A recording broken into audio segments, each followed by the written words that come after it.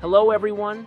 If you are planning to apply for your child's visitor visa, visitor record, or study permit, or to extend either of these documents, we encourage you to watch this video until the end. When should you apply for a visitor record, and when for a study permit?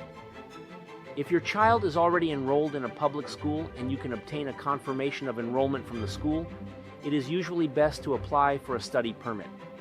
Once a study permit is approved, obtaining a visa stamp in the passport is generally much simpler.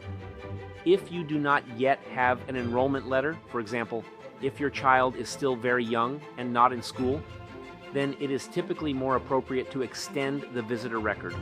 Once your child begins school, you can then apply for a study permit. It is important to understand the difference between a visa and status in Canada. A visa is a stamp in the passport that allows entry into Canada.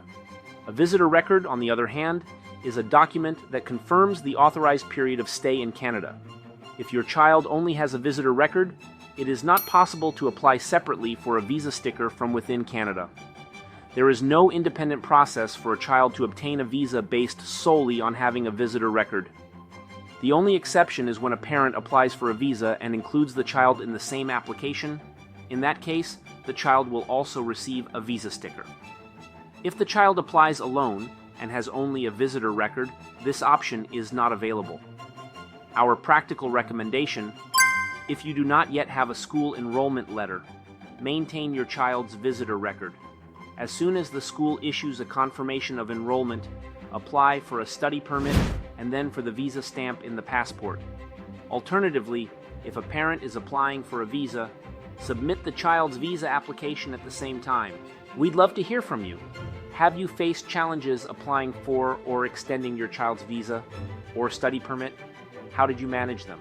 If you are currently going through this process, feel free to share your experience in the comments.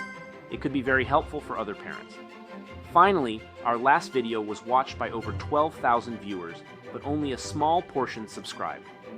If you found this video helpful, please subscribe to our channel.